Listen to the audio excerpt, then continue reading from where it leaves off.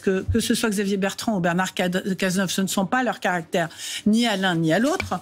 Et je pense que c'est quelque chose qui a plu. Alors j'ai parlé d'Alexis Kohler tout à l'heure, je le redis, parce que je pense qu'ils sont dans une perspective. On a dit, Alexis Kohler a mis son veto à Bernard Cazeneuve parce qu'il voulait pas qu'on touche aux retraites, par exemple. Alexis Kohler a mis son veto à Bernard Cazeneuve parce qu'il voulait pas qu'on touche aux retraites.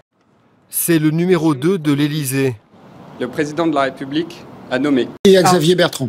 Et à Xavier Bertrand. Donc vous entendez qu'il y a au sommet de l'État, dans cette espèce de petit cénacle de plus en plus restreint, parce que pas mal de gens ont bougé, il y a cette volonté de garder le contrôle. Je pense qu'il faut qu'on intègre ça. Il y a cette volonté d'essayer de garder le contrôle. Alexis Kohler ne voulait pas de quelqu'un qui lui ferait perdre le pouvoir considérable qu'il a en France. Il savait qu'avec Bernard Cazeneuve et Xavier Bertrand, c'était le cas. C'est pour ça que depuis le début, il plaide pour Michel Barnier. Mais enfin, je trouve que c'est pas tellement... Donc on est d'accord. Donc on est tout à fait d'accord. Donc là, on y est. Et un homme extrêmement discret.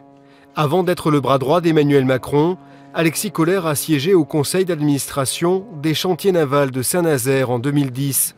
Des chantiers à l'avenir incertain, au cœur des préoccupations du ministère de l'économie, dans lequel Alexis Kohler a occupé des postes majeurs entre 2012 et 2016.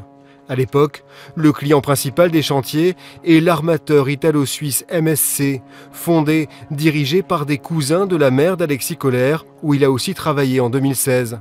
L'actuel secrétaire d'État de l'Élysée a-t-il favorisé cette entreprise? L'association Anticor a déposé une plainte pour prise illégale d'intérêt et trafic d'influence. Ce qui est reproché à M. Kohler, c'est le mélange des genres entre d'un côté ses postes au sein de l'État et de l'autre côté la société de sa famille, la société Méditerranéenne Shipping Company MSC. Le parquet national financier a ouvert une enquête.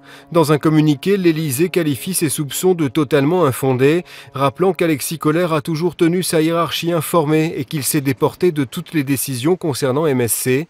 L'enquête a été confiée à la brigade de répression de la délinquance économique de Paris.